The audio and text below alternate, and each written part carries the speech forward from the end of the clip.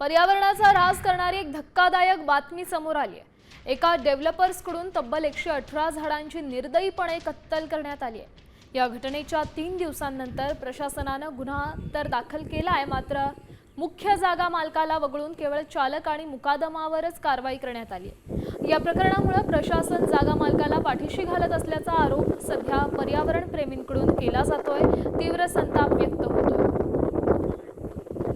दिवस त्याचा पंचनामा करण्यात आला, त्यावेळेस कडुनिंब आणि इतर असे एकूण 118 वृक्षांची कत्तल केल्याची बाब निदर्शनास आली आहे। ही अतिशय गंभीर अशी गुन्हेगारी स्वरूपाची बाब आहे आणि वृक्ष अधिनियम आणि इतर उचित कलमांतर्गत त्यांच्यावरती गुन्हा दाखल करण्याची प्रक्रिया सध्या उद्यान विभागाचे उद्यान अधीक्षक यांच्या मार्फत सलगरवस्ती पोलीस स्टेशन या ठिकाणी सुरू आहे।